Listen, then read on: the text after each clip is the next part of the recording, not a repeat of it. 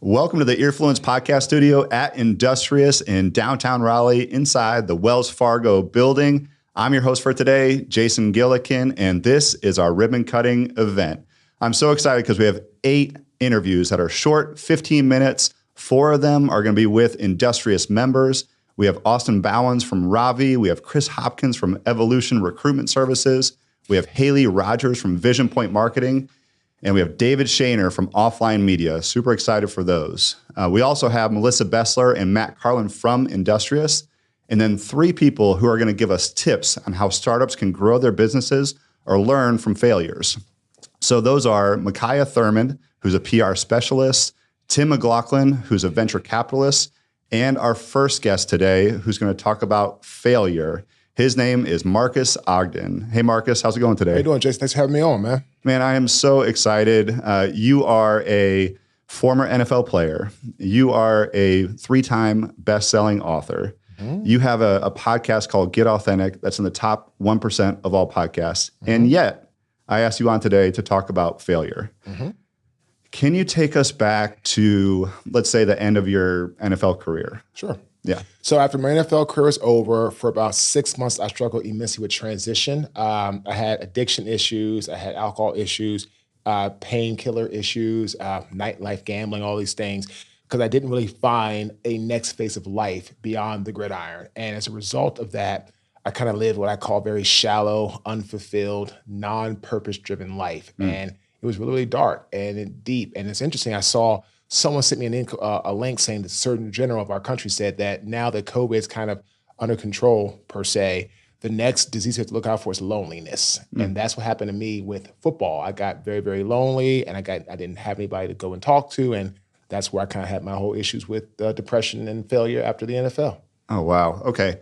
And so what happened? What was your next step, let's say, in your career? What did you start with doing? So I then, after putting the bottle down, I got into construction in downtown Baltimore. I built with my partner, Caden Premier Enterprises. We started off in some small concrete and demolition and framing, things like that. And then we got into, unfortunately, massive excavation, dirt work, grading, and we made a lot of money. And like I tell people all the time, I was not prepared to handle that type of windfall of success and money and prosperity. And as a result of that, my ego got inflated. And I ended up making some bad mistakes in business and treating my people wrong. And boom, unfortunately, I ended up going completely bankrupt in 2013. Oh my gosh. Okay.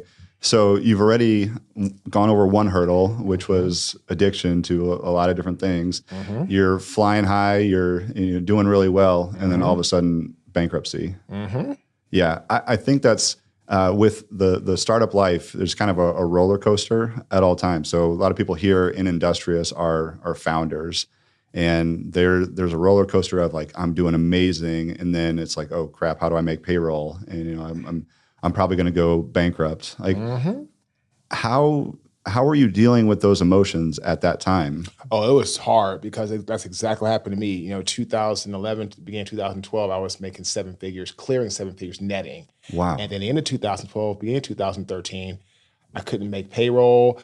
I was out of money. My bank line was shut off. I had no access to anything. And as a result of that, I got into a really, really deep, dark depression, really, really bad spiral. And I ended up losing, like I said, everything in 2013. But I've been that owner that had a lot of money in the bank, can make payroll easily, go out and buy whatever you wanted, cars, trips, this, that, and the other, to an owner that literally just, had to tell his people he couldn't make payroll, and people were stealing things from the office, breaking things, vandalizing, breaking into our company cars and trucks, and in downtown Baltimore, trying to steal what they could to be able to feed their families and things of that nature. So I've been at the highest of the highs. I've been at the complete lowest of the lows. Wow.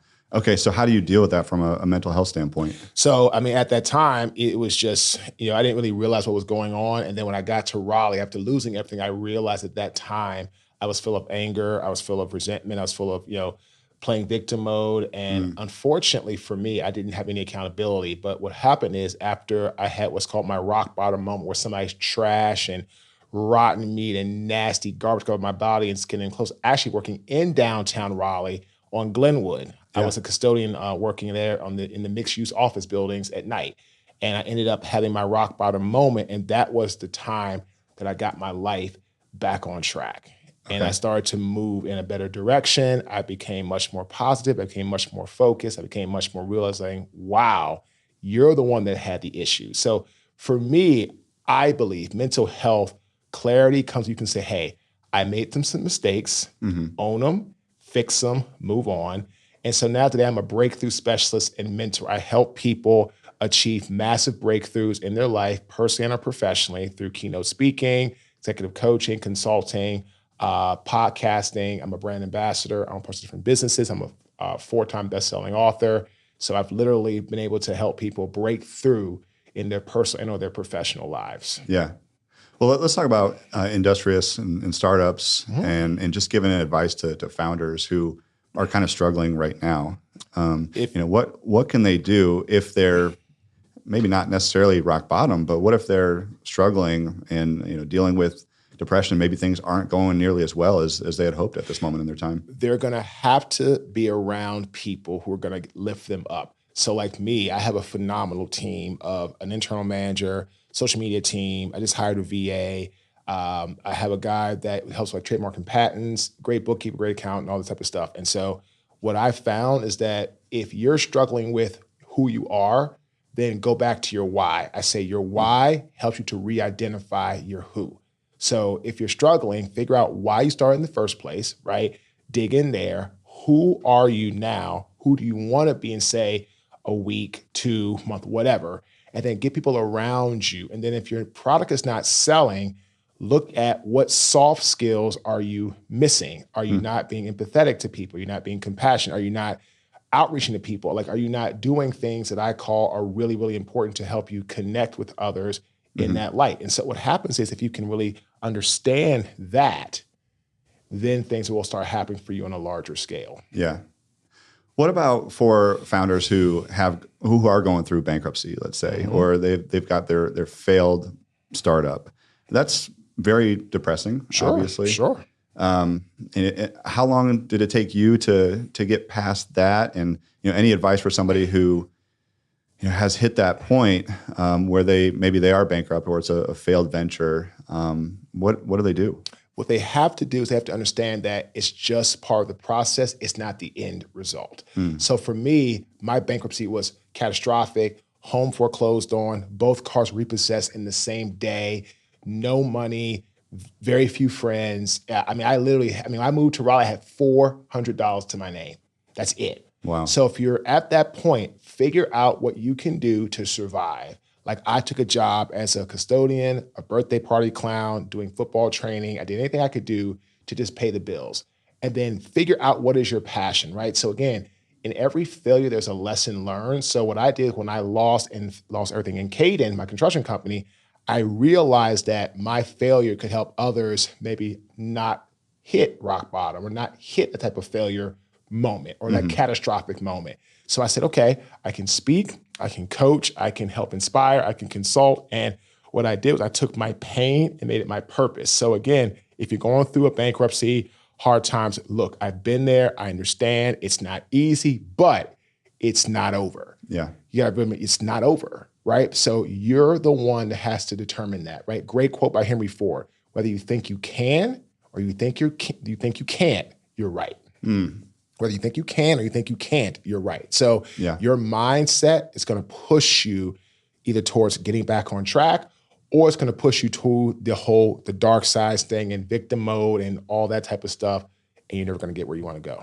Talk about your support system. So, you mentioned that you've got a great team, but what about mentors or people that are cheering you on? Great coach mentor of mine is Brad Mitchell from the National Association's Professional Success Academy.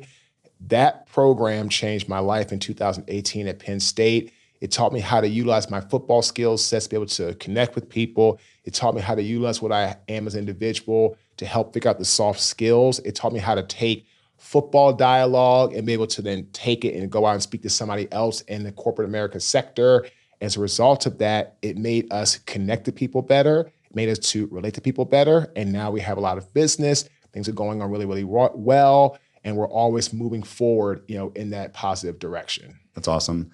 Tell us about your business. Like, what are you up to now? So again, we as our brand we are a breakthrough specialist and mentor and coach, and we do it through keynote speaking, executive coaching, business consulting, podcasting, and brand ambassador, own parts of different businesses. So right now, we're really focused on helping people get through tough times to get to the other side.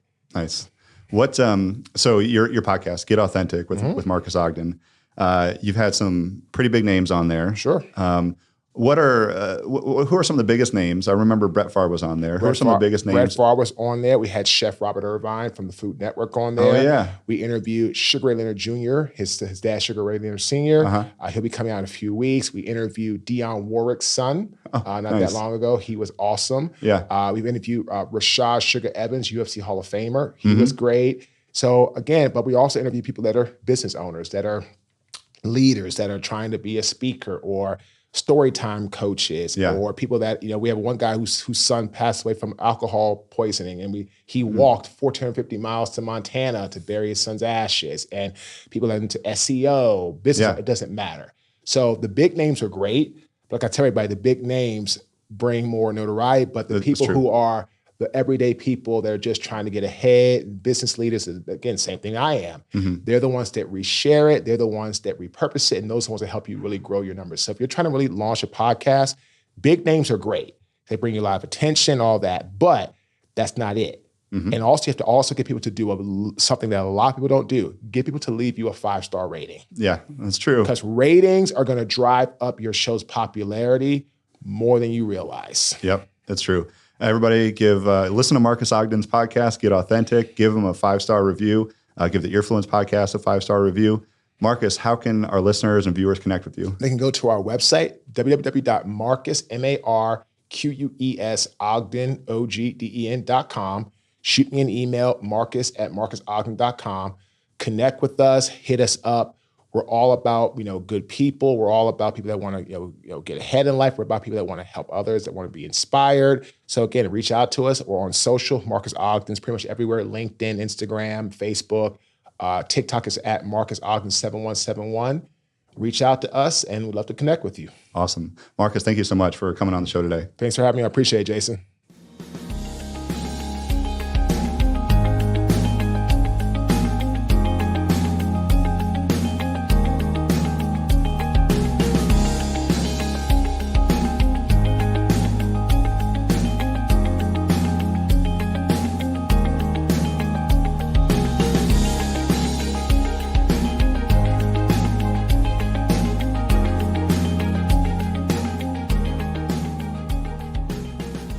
All right, my next guest today, I am super excited and intimidated.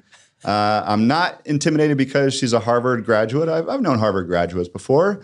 I'm not intimidated because she's an adjunct professor at NC State. I'm not intimidated because she's a PR expert. I am intimidated because she was on the WRL news desk for 7 years, which means she is way better at these types of things than I am. So I've got to step up my game. Mikaya Thurmond, thank you for helping me step up my game today. Jason, I'm so excited to be here. I got to say, those are not reasons. I was thinking you were going to say something like, I am intimidated because she's so big and forceful and those things. That's not what you went with. So I'll take former newscaster any day. You've done all this before. It's like super easy for you. It is. It's been 8 months and now I'm retired. I consider myself retired. So this is dusting off the old skill set. So talk about that retirement, because we're at Industrious now, and a lot of people here are startup founders. A lot of people here are thinking about taking that next step.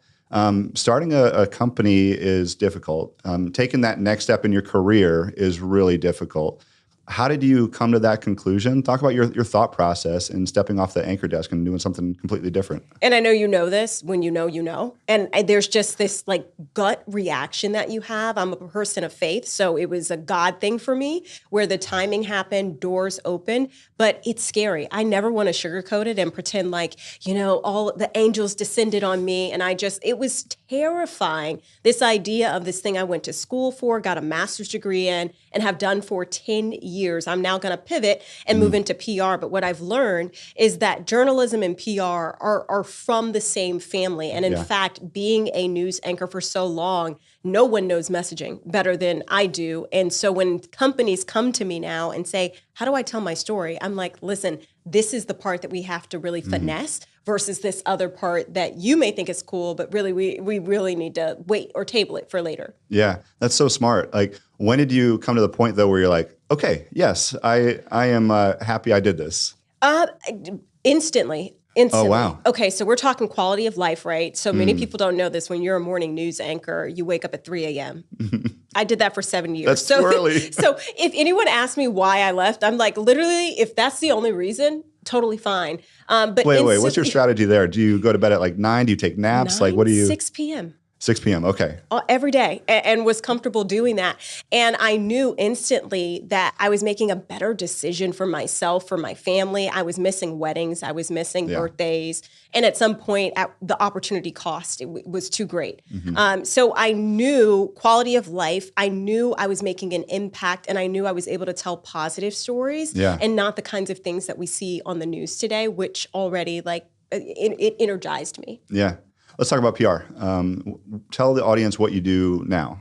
I'm a PR strategist now. I work with venture capitalists. I work with B2B, B2C, a lot of tech companies. And really what my goal is to help you tell your story and get the press that you deserve. Whatever you may think about press or media, we need it to survive, right? And there's so many levels to it. It's not about getting in a magazine. It's about getting that right placement. Because you may say, I want Wall Street Journal, but this trade publication is actually what's going to elevate you and get you to investors that you need. So that's what I specialize in. I work with a fantastic team, a CEO that is a genius. And so I'm just so lucky to be surrounded by people who say, we'll take this former journalist and really help her, get accustomed to PR life. That's amazing. So startup founders typically don't have a ton of time or money. So from a PR's perspective, you need PR to get the word out there and to get business. What are some ways that startup founders can try to earn PR without a ton of time and a ton of money? Well, you have to really shore up your story. And by that, I mean, if I ask you what you do, please tell me X for Y. And that's one thing that I've already picked up. Please tell me that I am the Uber of whatever. Simplify it. What I find from a lot of startup founders is there is a 10-minute explanation about why they're the best, the first, the brightest, and it's just like, listen, there are other people doing the same thing. Why are you solving the problem? Right. Exactly. So it's really tough, right, to say, I've poured my life into this, my finances. But if you know what you do and can tell it to me in a sentence, that's when you're elevated. That's when you're in that next level. And I go, okay, also real people. When we're talking about messaging, what is your product doing for real people? Tell me the impact. I don't want to know how much money and those things, because at the end of the day, if I go to a reporter, they're going to say, show me the person. Who's my audience? Who cares, right? And if you can get that who cares to be, and you understand who cares, that's when we can really get that story out there and get you elevated to a place where I would say you're making a difference on a national scale and not just in your neighborhood, in your community. But it's hard, right? You talk to startup founders all the time and they think they know what gets pressed. And you see, being a journalist, that, listen, this is what we need on this podcast. Right. Yeah, for sure. So what about from a local media perspective? Like if a founder wanted to get his or her company into, WRL TechWire, for example, how would that work? Like, is it relationship based? Like, how do you go about even starting something like that? It's highly relationship based. I want to tell you that, hey, no, anybody, anywhere, it's relationships. You need to go to the events. You need to be seen in the spaces and in the communities that you hope to reach. Now, let's say you want to get on ABC 11 or on WREL, whether that be in print or in broadcast, you have to send those emails. And by that, I mean, I don't need a long explanation. Again, we're getting back to that. Tell me in 5 sentences what we can talk about on this podcast. Tell me what you do. Tell me, and it may not be your business. It may be the founder story and the founder stories are my absolute favorite because it's where did you come from? A lot of people struggle with that vulnerability of saying, I came from nothing. I quit and left everything behind, but sometimes that's a great story. Maybe because you're a Black female in a space dominated by white men. Maybe like it may be that. And so that may be the thing that raises the profile. And they're like, oh, I don't want to really draw attention to my Ivy League education or whatever it may be. And that founder story can really get you in the door and allow you to occupy space that normally would have been delegated to someone else nationally. And I'm speaking specifically now just of local media, local magazines and things like that. Yeah, for sure. The guest that we just had on, Marques Ogden, I don't know if you're familiar with him or know his story. Amazing founder story.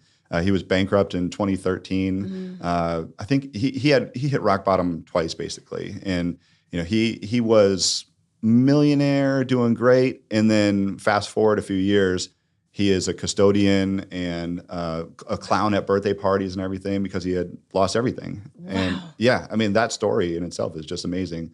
What I found for local media, especially, is you've got to have the relationships with the writers. And the writers are always looking for something. Like they've got to feed that content beast at all times. And so if you can make their job easy by giving them a great story in a short email, they will love that, and they will be on board for it. And the three things that I think that you can do is send bullet points on each topic that you can talk about. Yeah. Make my life easy. I have to interview you and know what questions you can ask and have you not say, I don't know.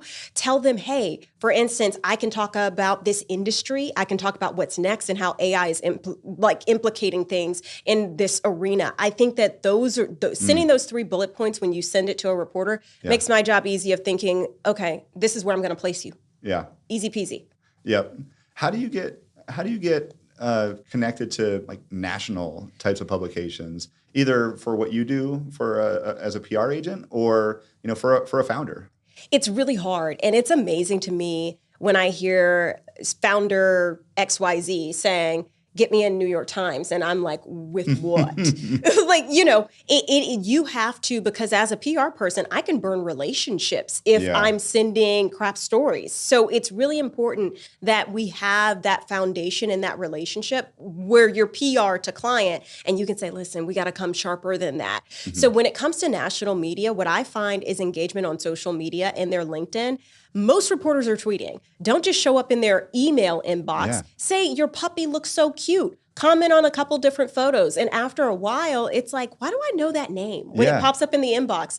I have had reporters on the national level follow me after I've left news. Many have followed me during because I was in the industry. But afterwards, and they're like, oh my gosh, I saw you, da-da-da-da. Congrats on the opportunity at NC State. And it's that social media that gives you front row access to almost anyone. And if you're in their feed enough, they're going to answer your email. Yeah. What makes for, besides the length of the email, what makes for a terrible pitch? A long subject line. Okay. Don't send me a long subject line. 5 words, 6 words. When I see what should be your first 3 sentences in a subject line, first of all, Google cuts it off. And then I'm scrolling like, what are you thinking? It's like first name. Like, so Mikaya, story pitch for you to read.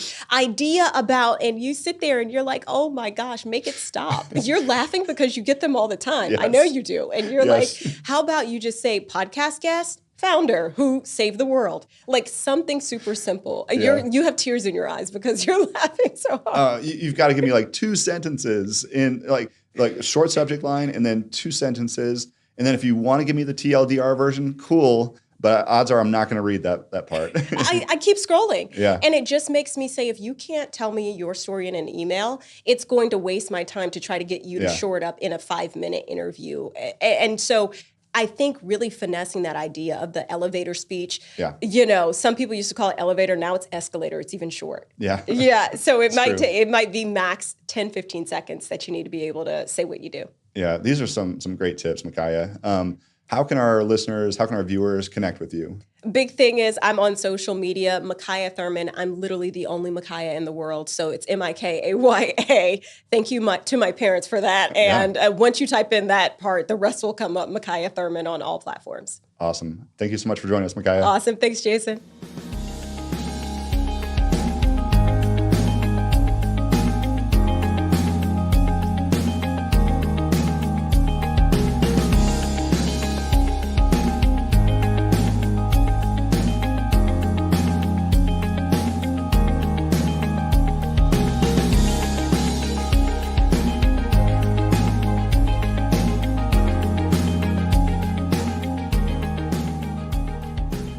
All right, our next guest is Sanjay Patel. He's the president of Chekhub here in Industrious in downtown Raleigh and inside the Wells Fargo building. Sanjay, welcome to the show. Thank you very much. Appreciate it. Sanjay, tell us a little bit about Chekhub.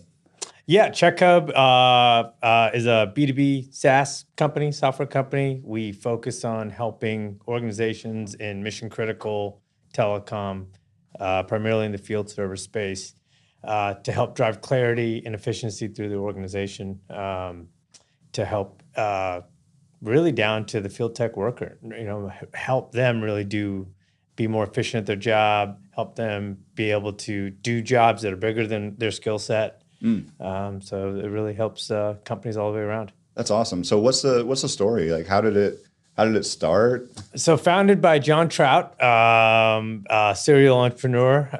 So they would probably call him crazy, but he's done multiple startups, has done very well. He actually had this problem at his last startup that he founded, where he was trying to. They were implementing like little IoT devices all over the world, really. And then how do you define scope to people so that they know exactly what to do when they get on site, and drive that clarity across the entire globe. And he was really having a hard time with the tool sets that were out there. And quite frankly, there just was nothing that could help him. And as we found, and as he's founded the company and we've grown, this is a struggle a lot of corporations have. Just deploying a lot of people out into the field to go do work. How do you deploy and then make that very clear, very efficient, so you can make that a repeatable process no matter where you're doing it? Yeah. And so when did it get started? March of 2020. Okay. Yeah. Oh, I feel like something happened in March 2020. Yeah, something was going. Something happened. It was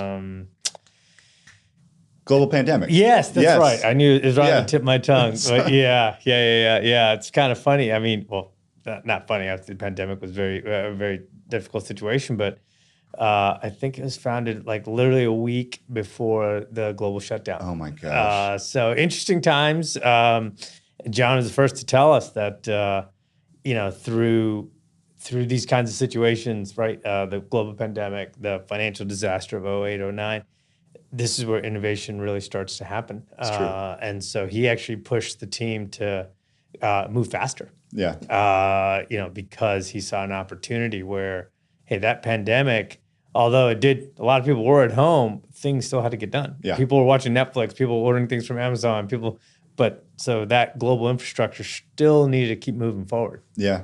And so when did you come on board? I came on board in June of 2020. June of 2020. So, right, okay. Very, very early on, but yeah. Okay. All right. So what was it like because of the pandemic? I mean, you're wanting to innovate and all that, but are you able to get clients through that? Yeah. Are you okay? Yeah, it's actually quite surprising. We did quite a bit, right? We grew the team. We hired people, actually never really meeting them face to face. Yeah.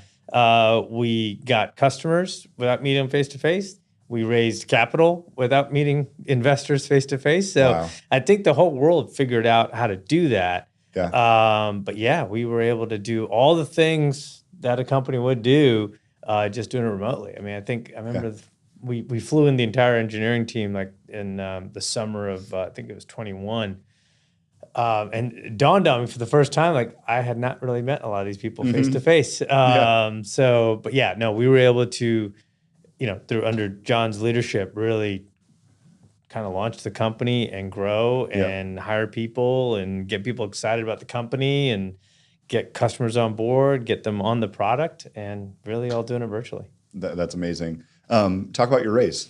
So what can you share about your raise? You mentioned you raised capital. Yeah, we don't really share a ton as far as what we raised, but I will say, we help raise capital to help fuel the growth of the company. And we found investors not just locally here, but and actually investors in different parts of the country. As far west as Hawaii. Wow. Did you go VC? Did you go angels? A little bit of both. Okay. Yeah. So we had VC that was the lead in the first round. We had super angels that were very interested in what we're doing. Yeah. And they actually, some of them felt this pain in previous companies they worked for, so they got it immediately. Yeah. And they really liked what we were doing and really believed in the mission. That's awesome. We've got Tim McLoughlin from Cofounders Capital coming on. Oh, yeah. I know Tim in about very 20 well. minutes. Yeah, great guy. Yeah, so he's going to give us advice for founders on how to raise capital and what are some of the mistakes that he's seen. From your perspective, you've successfully raised. Give us one piece of advice for anybody that's looking to raise capital.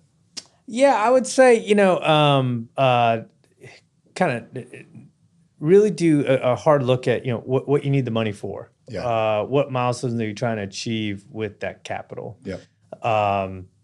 Because that really helps provide some clarity, and pitch the vision, not the product, right? I mean, pitch where's this thing going to be in 5, 6, 7 years? Yeah.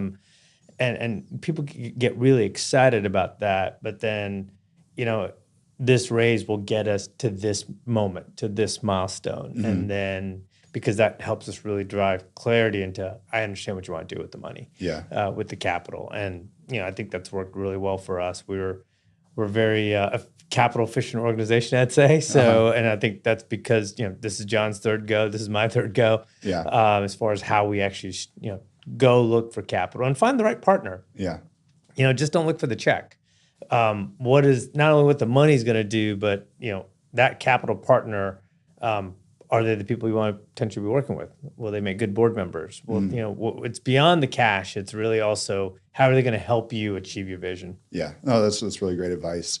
Can you talk a little bit about Industrious? So we're here in Industrious. This is the Earfluence podcast studio at Industrious. Super excited to launch it today. But Industrious is about community, right? Yeah, very much so. There's a lot of smaller companies here and some bigger companies as well. But you want to be engaged. So how can somebody who's new to Industrious, how can they engage with the Industrious community?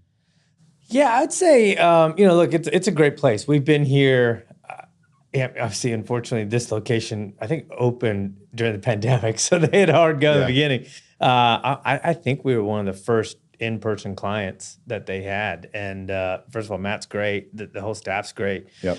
But engaging with the community is, they make it pretty easy. They have the snacks and they do these happy hours and just the snacks. I know. So good. Now you know why I don't eat till noon. Right. But going out there and talking to them, right? I mean, there's some really cool, innovative companies here, and we've gotten to know them just from hanging out in the lobby area, right, and over by the little cafeteria area. But that's an important part of it, just really understanding who your neighbors are, and we actually help each other out. Some companies were trying to raise capital. We gave them some advice to where to point them to. Some companies, like our marketing partner, Sales Factory, is here. Oh yeah. So that made it really nice. So they're in the suite 2 doors down.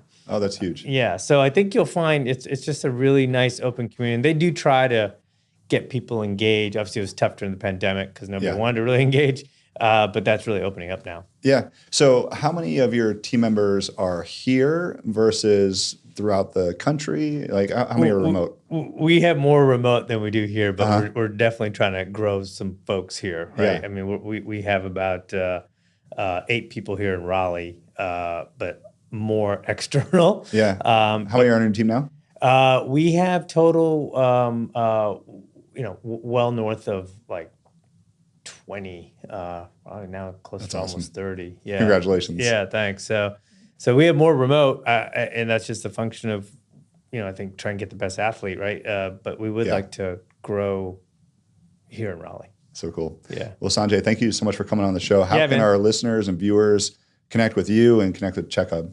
How can they? Yeah. Check out our website, www.chekhub without the C. So it's CHEKHUB. Okay. And if you want to send me an email, it's Sanjay, SANJAY at chekhub.com. Cool. Thank you so much. Thank you. Appreciate your time.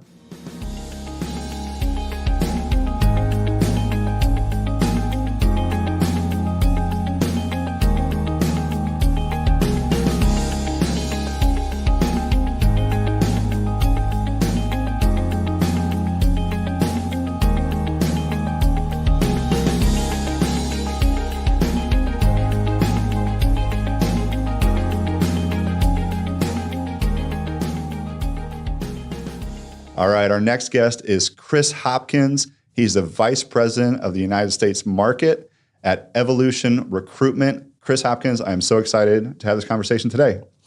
Good to be here. Thanks for having me on, Jason. Yeah, for sure. Tell us about Evolution. We are a specialist tech recruitment business. Been running for over 20 years now, headquartered out of the UK, but also have operations in addition to here in Singapore, Australia, Germany, and the Nordics. Oh, wow. And so how did you get involved? I joined the company a long time ago, so back in 2011.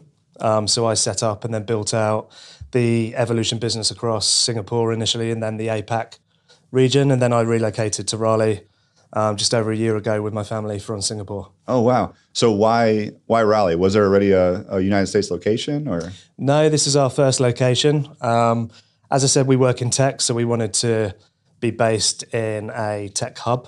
The front runner initially was Austin. Everybody kept telling me that we should go to Austin.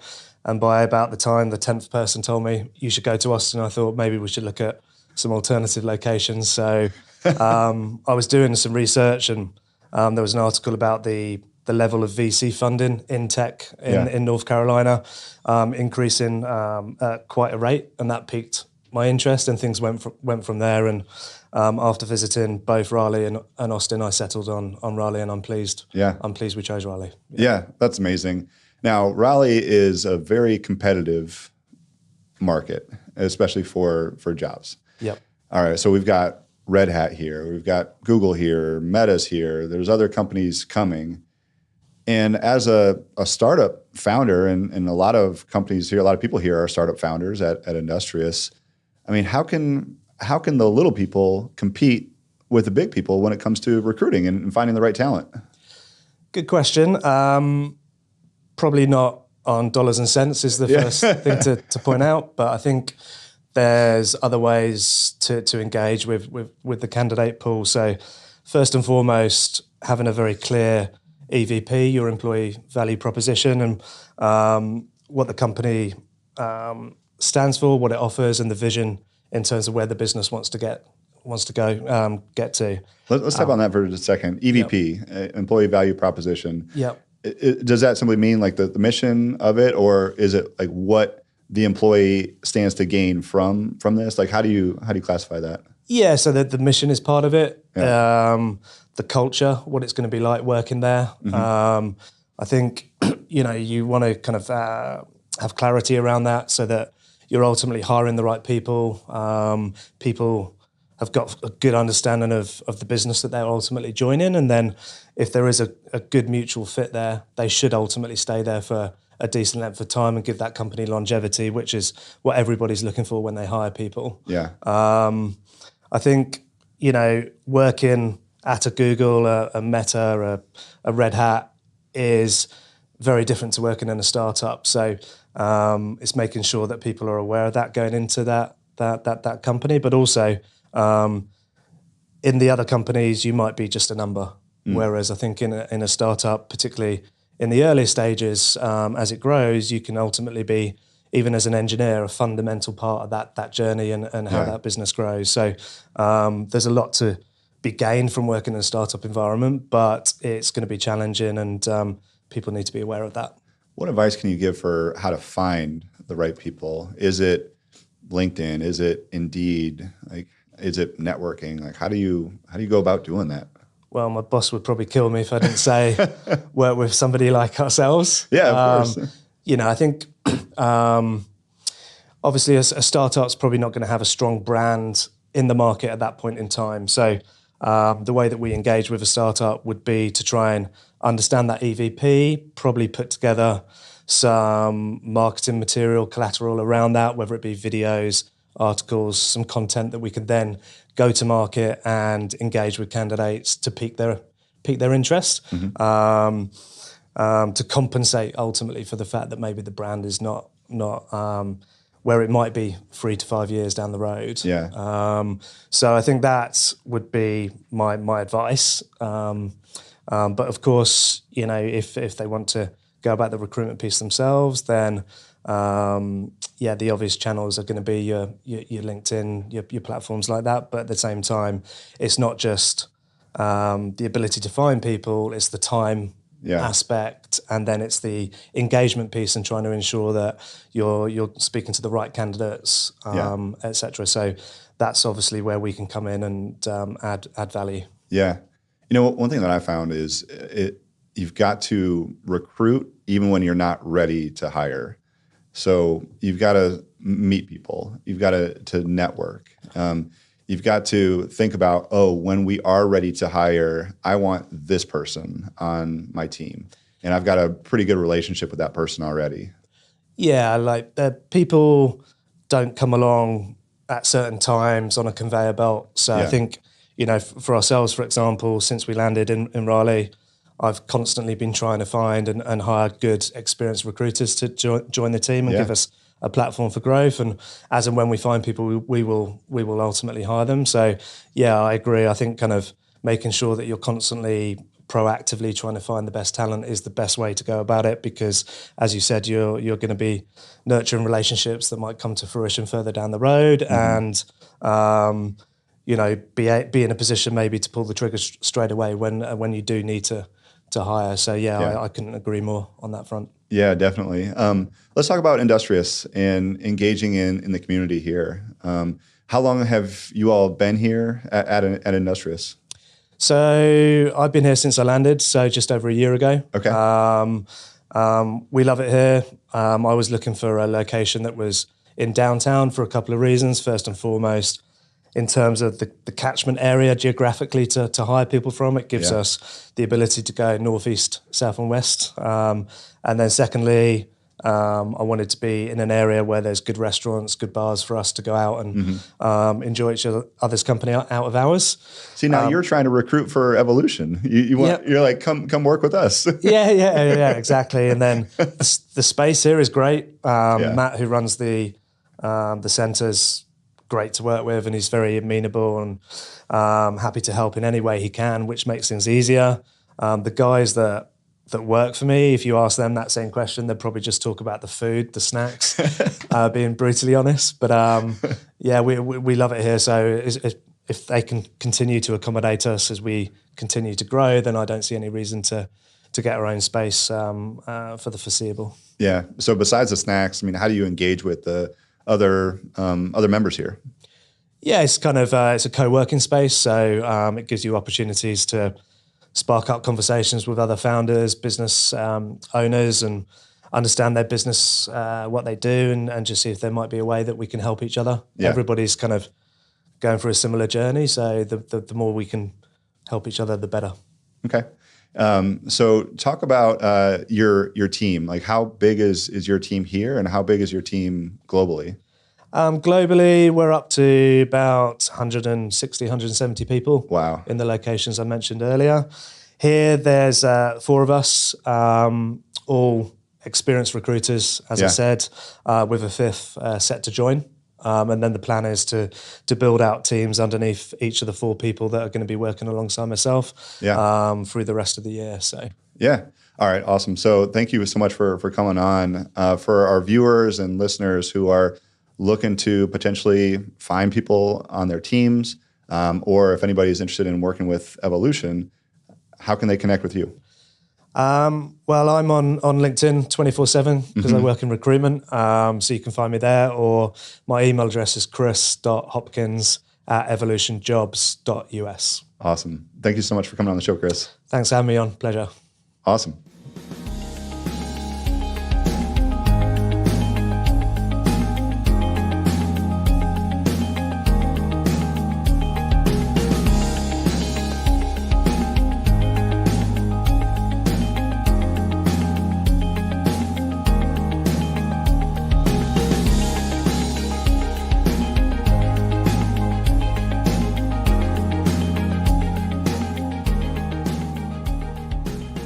All right, welcome back to the Earfluence ribbon opening at the Industrious podcast studio in downtown Raleigh, inside the Wells Fargo building. Just want to give some quick love to the person who made this happen, all the greenery here, Kay Leggett, the houseplant hippie. Really appreciate it. It looks amazing. All right, let's get to our next guest here.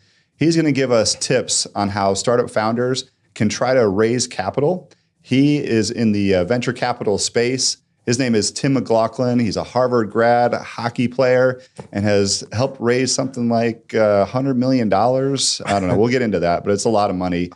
Anyway, he's a managing partner at Cofounders Capital. Welcome, Tim McLoughlin. Well, thank you very much for having me. I'm excited to be here. Looking forward to the conversation. Oh, my gosh.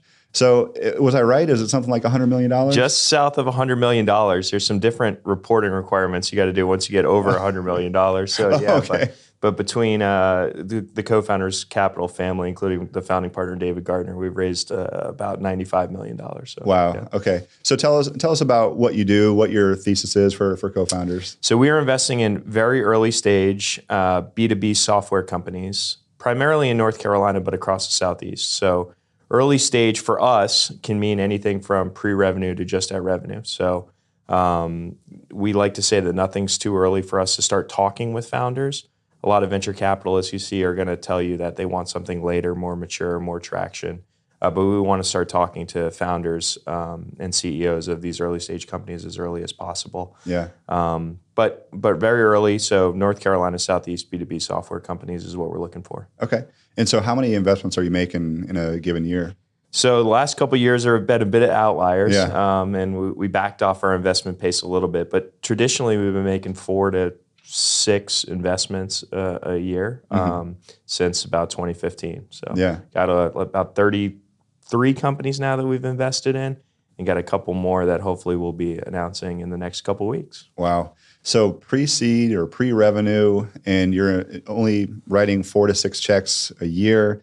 You're writing, $500,000, $1 million checks at least, I think, if I read the headlines right. Yeah, so it started out where we were doing $300,000 to $400,000 checks. That was back in the 2015, 2016 timeframe. Yeah. And now with our new fund that we just raised, we're actually writing between $1 and $2 million checks. So Okay. yeah, we're adding another 0, and it's getting bigger. Yeah. So how do you evaluate these companies that are pre-seed, pre-revenue to be able to write them a $1 million check? I mean, that seems like it's a difficult task to figure out what is the best idea from this. Yeah, and what we noticed is the further along the company is when they have some historical financials, they have customers, they have real revenue. Yeah. It's a little bit easier on the diligence side to see the traction, the sales cycle, the price points, what customers are going to pay. But what we did for the earlier stage companies is really we talked to a lot of customers and industry experts. And what we try to do in that is validate the assumptions that are driving their business model. So every business model from founders has certain assumptions that are very critical. Yeah. Could be sales cycle, could be cost of customer acquisition, could be price points. And when we go and do our diligence and talk to customers, do those assumptions make sense? Mm-hmm. So would you pay this amount of money if this software technology provided this kind of ROI for you? How long would it take you to make a decision or procure that software or buy? How many employees do you have? Things that we can really stress test those assumptions. And if they all start to check the box, okay, well, maybe that makes sense. But that's really is the main way of diligence is trying to sell product and talking to customers. Okay. Well, let's speak to some of the listeners here, some of the viewers here who are Industrious members or who are founders. Sure. And some of them may be thinking about raising capital. It can be a difficult process. So let's go through 3 different stages of raising capital. Okay. And let's see if we can get a piece of advice for each of these 3 stages. So the first one is getting in front of an investor. I imagine you get a ton of emails, a ton of LinkedIn requests, a ton of just nonsense in your inbox. How can a founder get in touch with somebody like you when there's no previous relationship already? Well, the first thing I would do is I would spend most of your time pre-qualifying investors for whatever you're going to ask them for. And that may not be money. It may be an introduction. It may be some advice or feedback. But going on to websites, looking at other companies that these investors have invested in before, and then sending a very targeted, personalized message that says, hey, here's why I think this might be interesting to you. It might not be for an investment. It might be an ask for, I see that you're connected with somebody else. And maybe you can make an intro on my behalf, and I'd love to help tell you what I do. Yeah. But a lot of research on the front end, highly targeted, personalized messages. LinkedIn, every VC is going to be on LinkedIn. Yeah. Our emails are on our website, which maybe my inbox is about to blow up, but you can get a hold of me. Yeah. The other thing you can do is get a warm introduction. So folks are known in the entrepreneurial community. We do events here at a space like Industrious or any of the other co-working spaces. We've known each other for a long time. Yeah. There are ways that you can get warm introductions to investors. And if I get a warm introduction, there's almost a 0% chance I'm going to not reach out to that founder or respond. Yeah. Oh, it's so true. I have talked to a lot of founders who are looking to raise capital, and I'll know right away that they're not a fit for co-founders because it doesn't fit the thesis, right? But at the same time, I might say, hey, would you like an introduction to Tim? He's always gracious with his time and can point you in the right direction on who might be the best person to chat with. A piece of advice for founders to think about it is getting quality deal flow is an investor's job. And those investors are saying no 99.5% of the time to founders. Yeah. They have to build a brand and a reputation in the entrepreneurial community when they say no that much. Yeah. That's a hard thing to do. And so when you think about approaching and going and talking to an investor, they want deal flow and they want to help the entrepreneurial community. Yeah. That's how they maintain their brand. So just think about that when you outreach. If it seems like too daunting of a task, they're probably going to respond. Yeah, that's awesome. All right, next phase is, let's say the pitch deck or the actual pitch to a venture capitalist or investor. What advice can you give, or what mistakes are you seeing in these decks or pitches? The first mistake I see is kind of a bigger picture kind of mistake, which is don't think you're walking into a meeting and the only positive outcome or success is getting a check. Oh. That time or in the next month, 2 months, 3 months. Yeah. Building relationships, getting other introductions, getting feedback and data points. Those are all successes along the way of accomplishing your end goal. That's great. Let's double click on that a second, because I imagine you have some stories of meeting with entrepreneurs, founders, and then years later you're like, oh, I need to invest in this. The last 3, maybe 4 of the last 5 investments that we've made, we've known the founders for several years and got our first pitch from them years before we ever wound up making an investment. Wow. And so when you think about that, and it just so happened that our fund thesis changed, we could meet them later on in their journey, write a little bit bigger check into their business than what we were originally talking about, but it's building those relationships. And I'm sure all of those along the way, we made introductions that were helpful to them in the earlier stages of their journey. So, yeah. That's awesome. I really love that piece of advice. Other mistakes that I see. So that's like a big picture thing when you go into these meetings, right? Set expectations on you're not getting a check. I've seen founders that have pitched and at the end of the pitch said, by the way, we're closing around tomorrow. If you'd like to participate, I need to know. I mean, that has happened. Wow. Founders have given the pitch with the detailed terms that they are raising capital on. If they've already raised some portion of that round, it is okay to say what those terms are. Excuse me. If you do not yet have a lead investor, spelling out the detailed terms on which an investor will invest in your round is probably not the right thing to do. Wow. They're probably going to have some say in what those terms are going to be. It's confidence, though, right? It's a little confidence. It borders on the line of arrogance, I would say. Some other mistakes that I have seen, and this goes from mistakes and maybe a little bit more into the advice, is if you lose a shred of credibility because of something you do or say, everything else you say from that point on will be suspect. Oh, yeah. and the investor will feel the need to double click, will feel the need to validate. Yeah. And it's the second you lose that that shred of credibility. And a way that might happen, so I'll give some examples. A founder might say, hey, this other venture capital fund is very interested in making an investment. We think that they're going to be our lead. They're moving forward in diligence. Well, we probably know that investor. Right.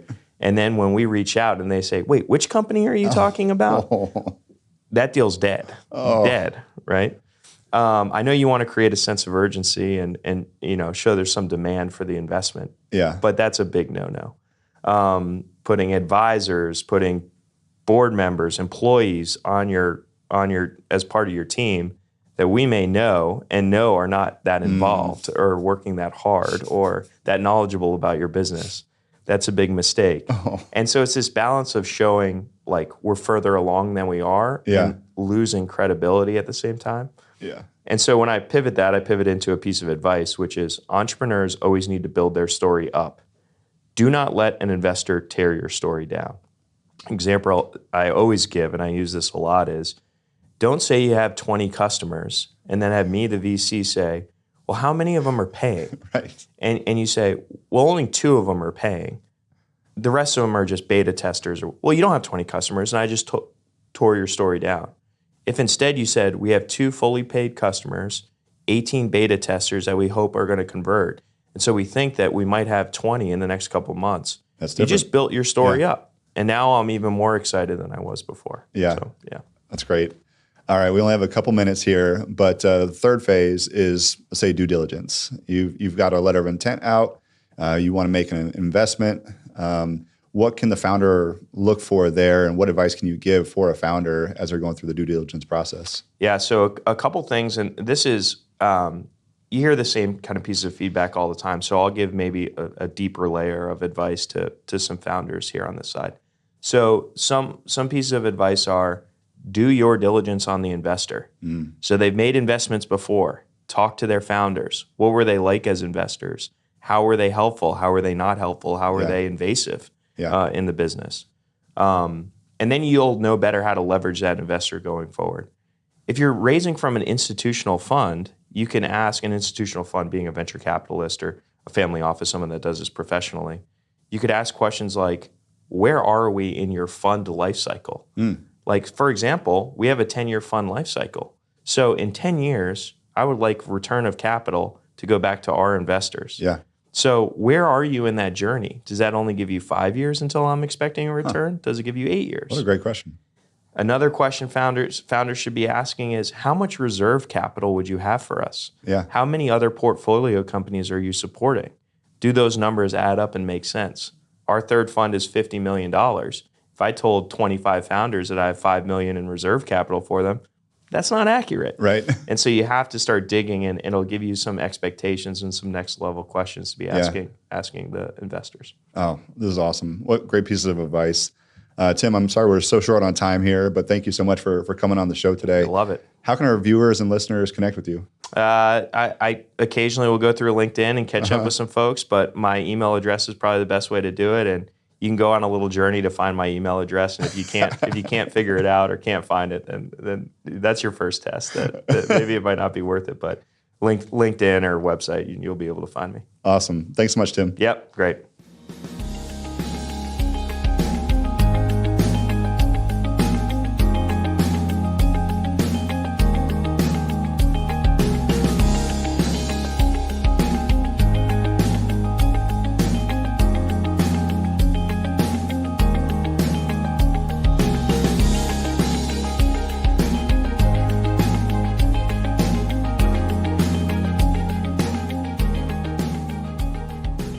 All right, our next guest is an Industrious member. She's Hayley Rogers, the VP of Finance at VisionPoint Marketing. Hayley, welcome to the show. Thank you. I'm really excited to be here. Thanks for having me. I'm so excited to talk to you.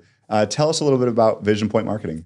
Yeah, so VisionPoint Marketing is a marketing agency that is 100% marketing for higher education, which especially post-pandemic is just such a dynamic and changing landscape in America right now. So I've spent my career in the agency space, but being able to be working for a company that is really dedicated to trying to help these institutions show the value of college in America in this ever-changing time is really valuable. So is VisionPoint helping out with brochures to send out to students? Helping out with apps? Like what are you doing for higher ed? So we're doing a lot of campaign management, strategy. Sometimes we do branding work, creative for ads to try and drive potential enrollment to the different colleges. Yeah, that's great. This is super interesting because we work with a few higher ed institutions. We work with UNC's Maternal Health Learning and Innovation Center, NC State's Entrepreneurship, and then Duke's School of Social Equity. And we also work with NACE, which is the National Association of Community College Entrepreneurship. And so we're familiar with this market a little bit, and there's a huge challenge there. I feel like there's a conversation later around like, can podcasting be a part of some of your clients? But what I want to get into today is you're the VP of Finance for VisionPoint Marketing. You've got the finance background as a startup founder, and a lot of people here are startup founders at Industrious. You've got to be one with your finances, right? And most of the time, you don't have you haven't grown to the point where you can afford a VP of finance.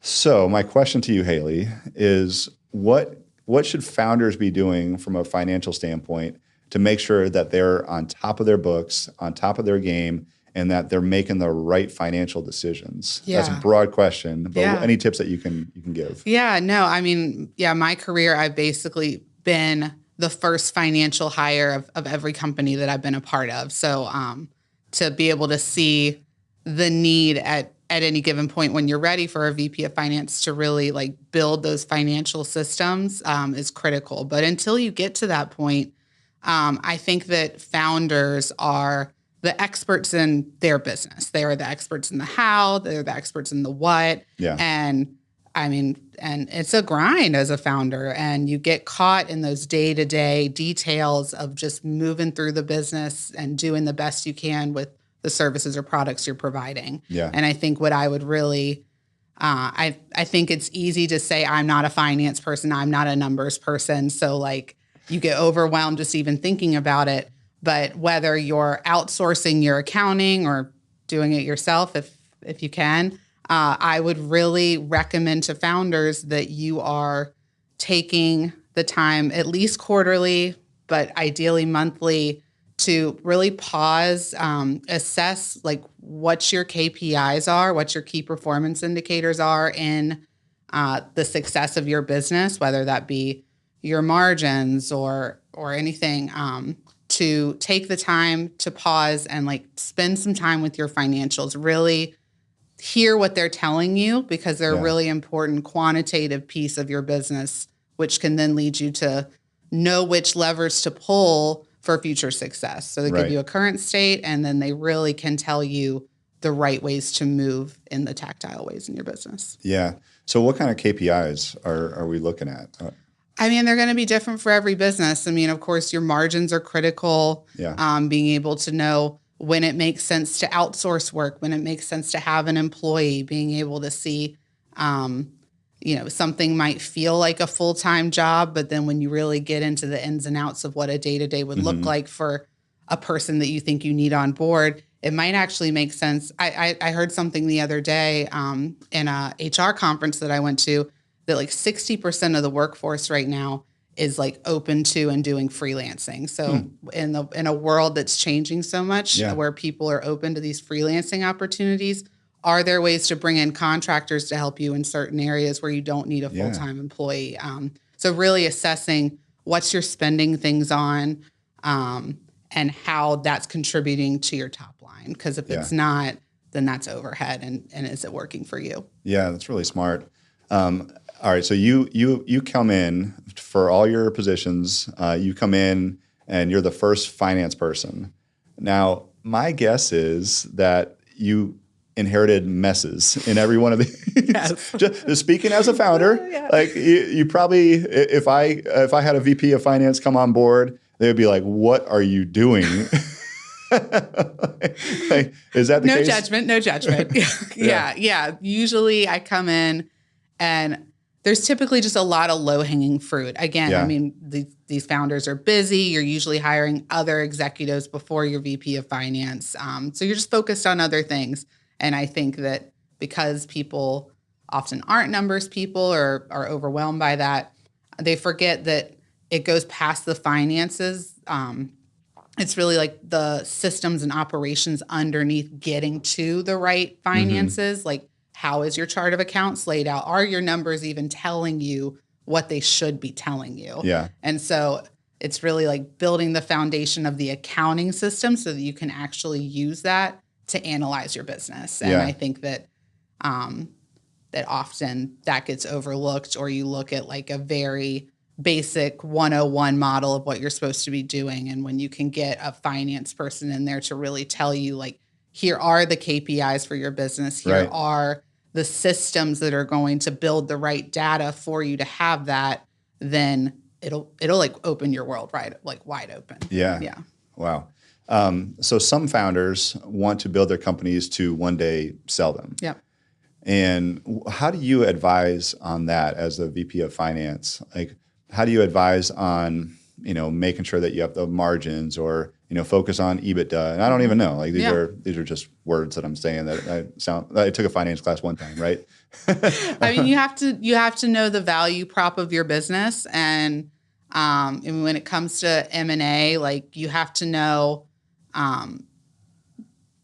who your potential in-game buyers might be, so that you can know if you're appealing to them. So if you're growing your business in the way that is going to be appealing, whether it's a company that they're going to basically get a whole new customer base by acquiring you, or it's a company that's going to up their own product suite by acquiring you, you have to know what your key KPIs are. I mean, often, of course, it's revenue, it's EBITDA, it's all the typical things. But if you can figure out the KPIs to really build your story, so that when you're going out in the market, you have a true growth story, you're showing them in operations that they can scale and take and continue to make beautiful without having to like get in the weeds of your business, then that's what's going to like really drive your value. Yeah, that's awesome. What are some major mistakes? Well, not some. Give us one, because we're short on time. But what's one major mistake that you see or that you've heard of from startup founders when it comes to finance? Major mistake. I think it's a lot of what I've been saying is like, don't label yourself not a numbers person. And say that because you're an expert in your business, you can ignore the finance side of things. And don't be afraid. I made the argument against like being aware of bloated overhead, but also don't be afraid to invest in a little bit of overhead, whether it be a contractor, whether it be an accountant, someone to come in every now and then and help strategize with you. It's less about the accounting, and it's more about being able to take what the accounting's telling you and like make a future business plan for that. Yeah, that's super smart. So let's talk briefly about Industrious. So we're at Industrious in the Wells Fargo building in downtown. You're a member here at Industrious. Talk about the community. Yeah, so we're new members here. We've been here about a month, and I am so excited to be here. I mean, as someone who has joined a number of startups, to like be part of this community now, it's really exciting. I'm excited to kind of grow my network through this. And VisionPoint specifically, we went through a time like a lot of companies post-pandemic where how do you get people in the office? How do you motivate people to want to come in and face-to-face collaboration? And so I think Industrious is giving us a great kind of like cool way to get everyone together. And then me personally, I grew up in Raleigh for a long time, went away for a while, have been back for about 4 years. So to get back plugged in, grow the network with the Raleigh startup space is something that I think Industrious will be really great for. Yeah, plus the snacks, obviously. Yeah, obviously. I mean, all the snacks. The snacks and happy hours are what we keep hearing. Exactly. Yeah, so we need to do more of that. All right, well, Hayley, thank you so much for coming on the show. How can our listeners and viewers connect with you and with VisionPoint? Yeah, so VisionPointMarketing.com. I'm on the About page. It's Hayley at VisionPointMarketing.com, and through my LinkedIn, so Hayley Rogers. Awesome. Yeah. Thank you so much. Yeah, thanks for having me. Great advice. Yeah.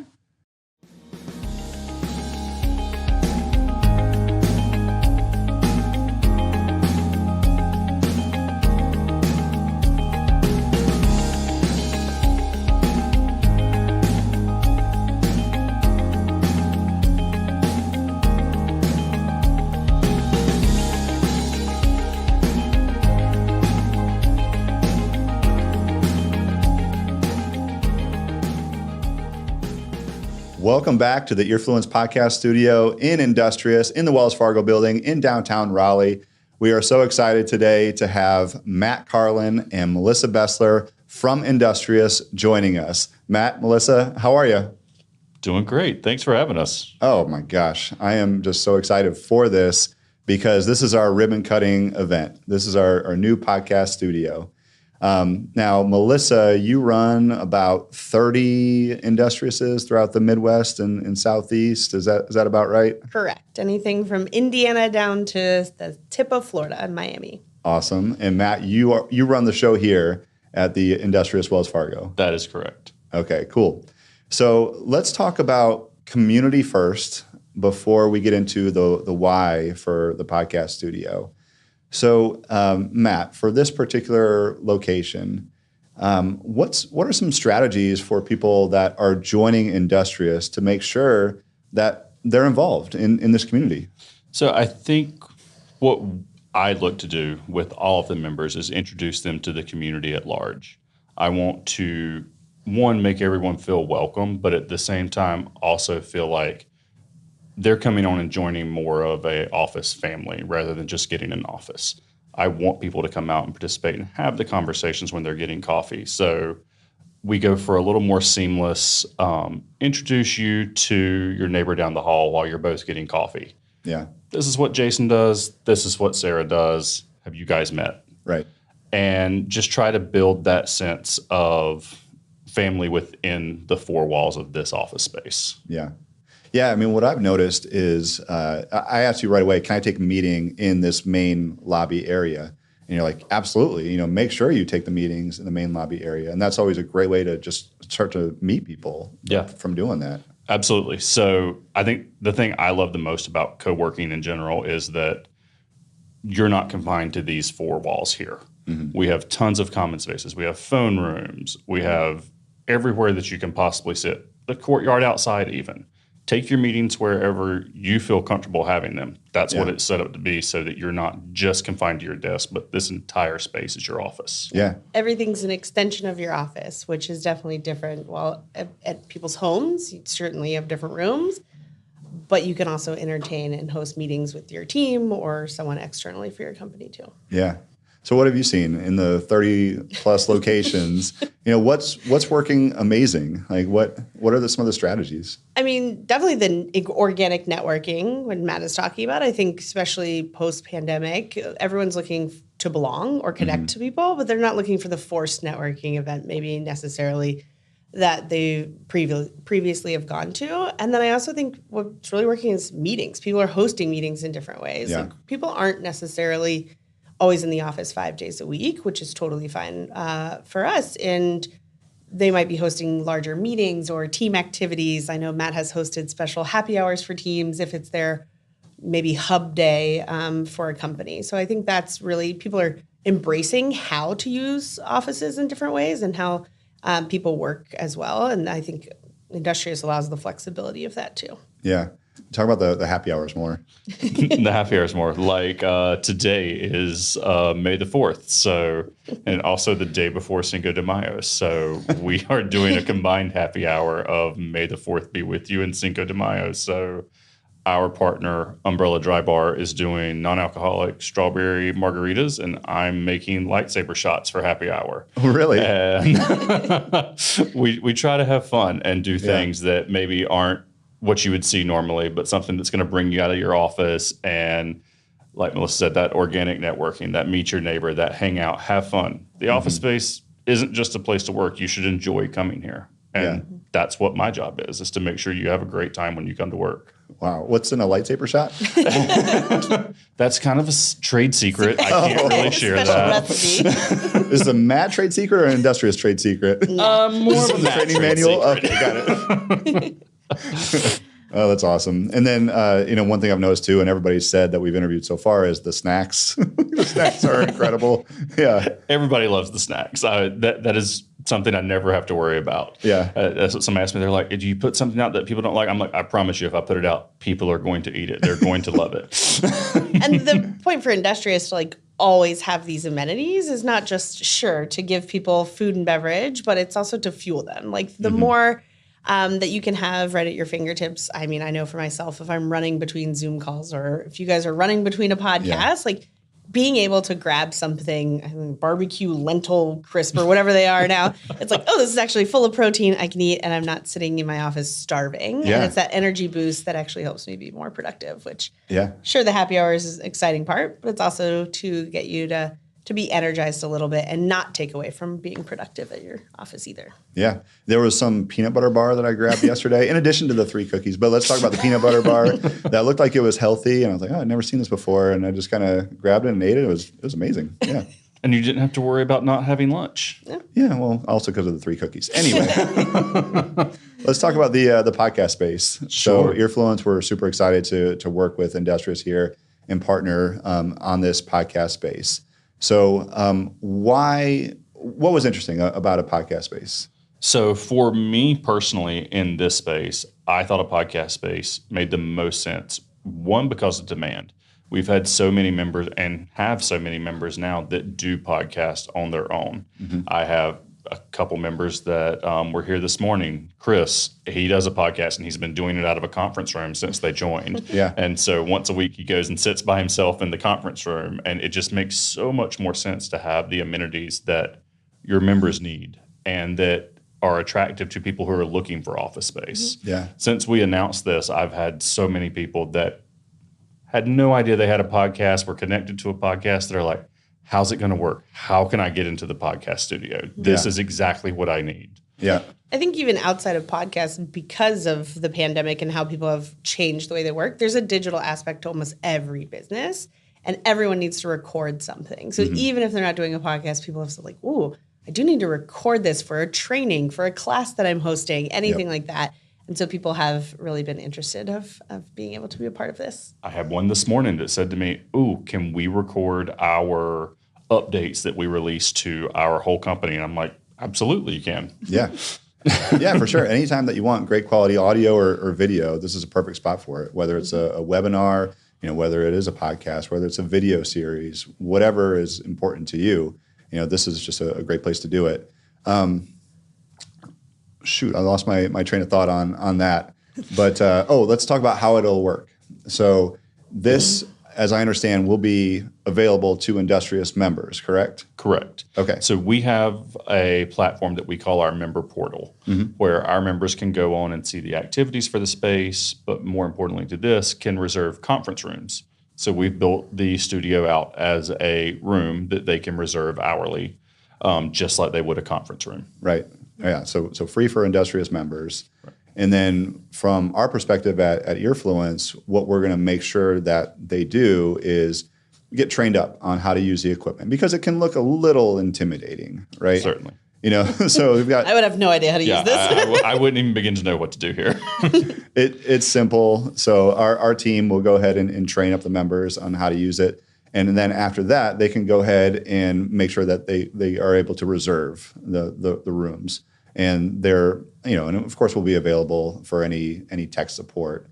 But they'll be able to use the equipment, whenever they have the room booked off. Awesome. I know one of the things several people have mentioned, they're like, I've had this idea for a podcast. I'm like, great. Let's sit you down and talk to Jason. He can tell you how to do it. Yeah. You know what? It doesn't have to be fancy equipment, but it's nice that it's here. Exactly. And our philosophy, and we even have shirts that say it, is just press record. Mm-hmm. So, you need to, if you have a great idea for a podcast, just press record, see what you have, make those mistakes, fail fast, and then you'll figure out what you have and can start to pivot. It's just like that in entrepreneurship too. You've got to fail fast. True. So you can get to that growth. Yep. All right. So what else from a community perspective or podcast perspective do y'all want to say before we wrap up here? Do you have anything for Industrious?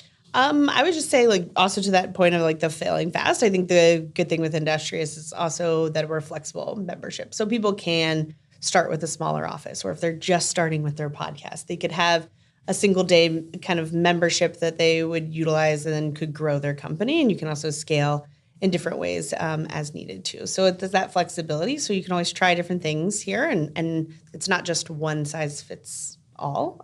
So we definitely tailor our memberships as much as possible. Sure. That's great. I think for me, this adds another layer of community that we can build on. It's another way for people to connect. It's another way for people to do business together. It will open up an avenue for some of our members who may not have thought to do a podcast or do a recording or connect with another member in a business fashion that they haven't thought of before. Right. Yeah. And so I'm really excited and looking forward to it. Very cool. So if anybody is watching and listening that are not Industrious members and want to connect, they're thinking of, not necessarily starting a podcast, but they're thinking of joining Industrious. How can they connect with either Matt or Melissa here? So obviously the easiest way, they can walk in here to our office Monday through Friday, 8 to 5 on the 3rd floor of the Wells Fargo building, or they can also reach out to me via email. It's super easy, Raleigh, WFCC at industriousoffice.com.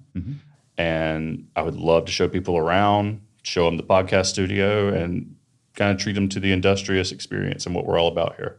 Amazing. Well, Melissa, Matt, thank you so much for coming on the show today. And thank you. Thanks for helping us set this up. For sure. Absolutely.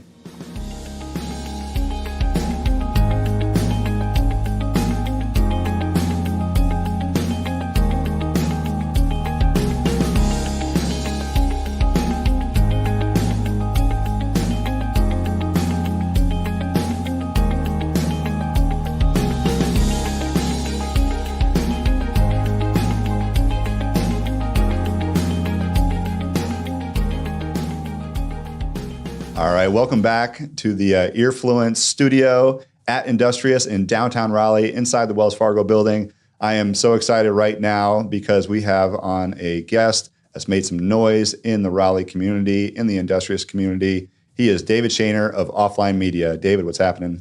Not a lot. Not a lot. That's not true at all. Everything and not a lot, yeah.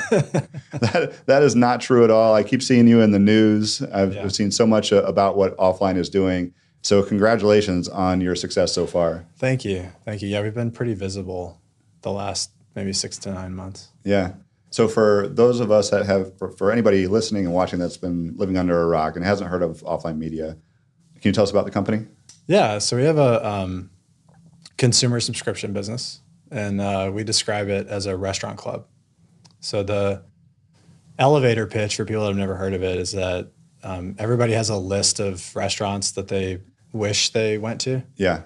And it just tends to grow because everybody just goes back to the same 5 that they know and love. And so what we decided a few years back is that nobody needs another app for discovering new restaurants. They need something that'll actually get them to do the things that they want to do, so that they're not just thumbing through Instagram and liking a bunch of stuff and never going. So the way that the subscription works is that people pay a monthly fee. It's $15 a month. And every month we match them with 2 restaurants that we've curated, like our team has curated for them. So they have to be locally owned, highly rated, cool spots. Yeah. And then on the first of the month, we give you between $10 and $25 to spend at each restaurant. Oh, wow. The catch is that it expires on the 31st or the 30th. Okay. So you get your May picks. If you don't use them in May, they're gone. And you just flushed your $15 subscription fee down the toilet. Yeah. So it's like this interesting combination of curated spots, a monetary incentive, and then an expiration date that gets people just over that inertia to go try something new. And we found it to be pretty sticky, and people seem to like it. That is awesome. And so are these spots for date night typically? Are they for with kids also? It's choose your own adventure. Yeah. there are restaurants that are kid friendly, but I don't know of any restaurants that are just for kids. Right. You know what I mean? So we have everything from coffee shops to fine dining places, and the member has some input on what they get matched with. Yeah. And so typically what happens is you kind of like think through, okay, it's May. What do I want to do in May? Maybe I do want to go on a date night. Maybe I'm actually going to be out of town. I want like a lunch spot downtown where I can go like do something casual, try somewhere new. Yeah. So you can kind of make it what you want. Yeah. And then an aspect of it that we didn't predict that's been like a fun part of the startup journey from us is that we learned really early on that everybody goes out to eat with other people. Mm-hmm. So there's a lot of like, there's a social element to this. Mm-hmm. And so we've designed the service so that you can link it with other people. Oh, so think smart. like a Spotify family plan Yeah. or Netflix shared account. And so you can have your group of like 2 other friends, you're all members, you get matched with the same places every month. Yeah. So, you know, if you're like 26 and you live downtown, that can be really nice. But I've talked to, you know, mid-30s people like myself that they got their best friend that lives 3 miles down the road and they never see him because they both have a family, they're slammed. So they'll both sign up for offline, they'll link their subscriptions. Once a month, they'll go out to eat together and they'll use it to kind of like force them to hang out. So there's a lot of different angles to it. And I think that's one of the reasons it's worked. Yeah, that's really smart. So the model is consumer will pay $15 a month. What about with the restaurants? They don't pay anything. Okay. So one of the things, you know, I'll try to be brief because I know we don't have a lot of time, but anytime you're talking about discounting, like Groupon is immediately the thing that pops into people's heads. Groupon was a disaster for restaurants. And one of the things that was really important to us with this, like when we were designing the business model, was how do you make it like foolproof for the restaurants? Because we're working with local places. We're not working with like Ruby Tuesdays or something. So the way it works on the restaurant side is they have no fees. All the monetization shifts to the consumer side. Yeah. They simply put forward the discount. But then we actually track in their point of sale system the revenue that's coming in from the program. Oh, awesome. And if they ever lose even a penny, we pay for it. Huh. So we tried to make it kind of a no-brainer net positive on the restaurant side, fun for the consumer. And if we can kind of keep those two things humming, then it becomes a good business for us too. Yeah. Man, there's so many things I want to ask you about this. But let's stick to a couple topics here. Pivoting. So I've seen in the news that you've had to pivot at least a couple of times. We have, yeah. And so, you know, Industrious, people at Industrious here, founders, you know, sometimes we all need to know, like, you may need to pivot. Can you talk about your pivots and how you've gone through that? Yeah, we went through several. I think just for brevity's sake, let me think about how to say this like in a meaningful but short way. So the first, I think maybe there's like 2 kinds of pivots. The first one for me was I just didn't know what I was doing as a founder. So the first like iteration of offline. You must have been early 20s, right? It was my first job. Wow. Yeah, and I was a chemical engineer before that, like student. I never never practiced. Yeah. So I didn't know anything. I didn't know about fundraising, sales, product, like you name it. It was a mystery. Yeah. So I've met a lot of founders that they have a good idea, but they really don't have the capacity yet as a person to like bring that idea to market. Mm-hmm. They end up pivoting not because of the lack of potential product market fit, but because they just can't quite pull it off. Mm-hmm. And that's fine. And so I see a lot of people like that. They'll pivot into like maybe like a services riff on the product they were trying to build or like something like that. And then I think there's stuff where, you know, you kind of have a concept, you bring it to market. There's elements of it that really work, but a business model is like a Rubik's Cube, and you can get like most of it right and still have these couple of squares that aren't matched right, and it can ruin the whole thing. And our second pivot was like that. Offline was actually a media like publication, like a Thrillist or Time Out or something like that. And a lot of things worked about it, but ultimately the business model itself, like the way we monetized was ads, and local advertising is a horrific business. Yeah. It's so hard. Like a lot of respect to anybody that's been able to pull it off, but we couldn't. And so we tried to take like a lot of the things that we're working about offline and just tweak the business model a little bit. And that's how we went from an ad model to a subscription model. Yeah. And then that is what kind of like carried us forward. Wow. All right, that's awesome. And can you tell us how many markets you're in right now? Yeah, so we're in RDU, Charlotte, and Nashville and Tampa. And, Okay. Atlanta is on deck right now. Cool. So we had Tim McLoughlin on from Cofounders Yeah. Capital just a few minutes ago, and he gave startup founders advice on raising funds. Now, if I look at Crunchbase, I think you've raised close to like $6 million or something like that. I don't know what you can share, but just want you to give advice to anybody here at Industrious or anywhere that's looking to raise capital. Any mistakes that you made initially that you have changed now that you've gone through another round of funding?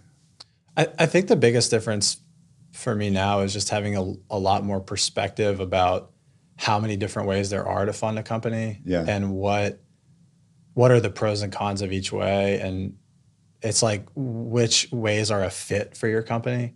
Like, I think me 5 years ago, I would have thought, well, Cofounders invests in like startups. Like I should go pitch to them. And like now I look at it and I'm like, well, I don't know if like venture is a great fit for us. And like, I don't know if I'm comfortable with the pros and cons. And not even to say they would write a check because they don't even do consumer. And like, so the calculus is just a lot different. When I sit down now to think about what's the next leg of capital that Offline's going to try to take on, I'm just looking at a lot of different things. Do we want to take on like debt financing? Do we want to go after private investment? If so, do we want to go, family office, institutional? Do we want to do crowdfunding, which is like an element of what we did last year?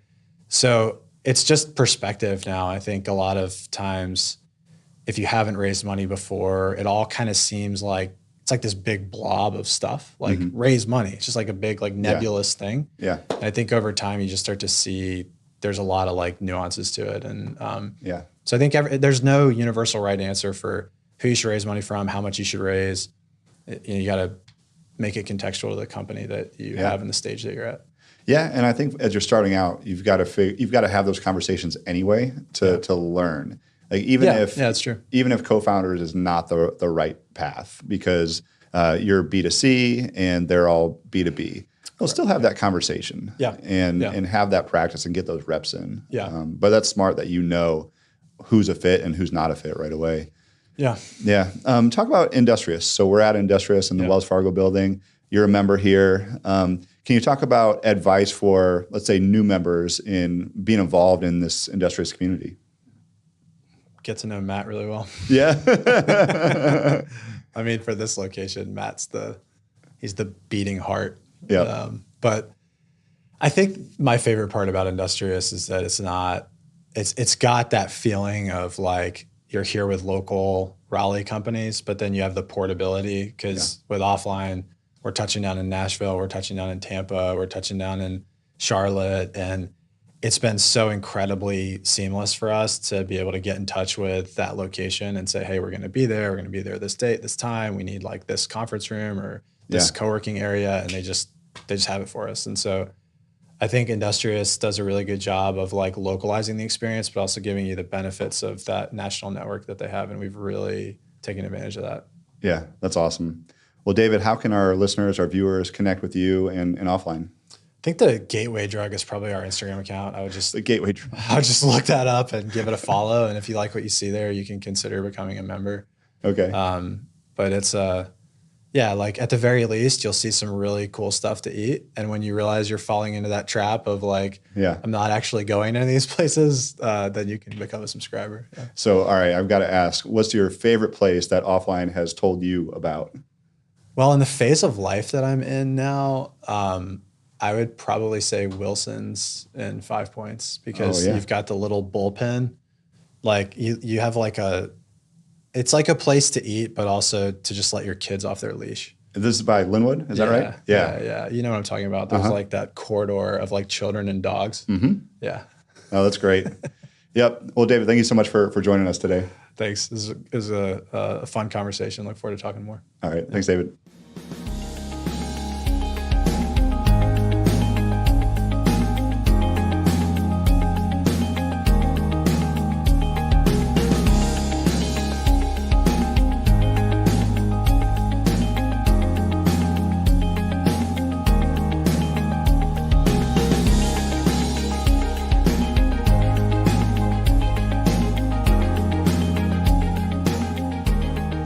All right. Thank you so much for joining us today for the Earfluence podcast studio launch at Industrious in the Wells Fargo building in downtown Raleigh, North Carolina. Thank you so much to everybody who joined us. Such great conversations. I also want to thank Houseplant Hippie, Kay Leggett. If you're looking for any greenery, be sure to contact her at thehouseplanthippie.com. If you're interested in joining Industrious, be sure to check out Industrious Office. Follow them on Instagram. And then if you're interested in full service podcast production, that's us at Earfluence. You can go to earfluence.com or follow along on social at Earfluence Media. Thank you again, and we'll see you again soon.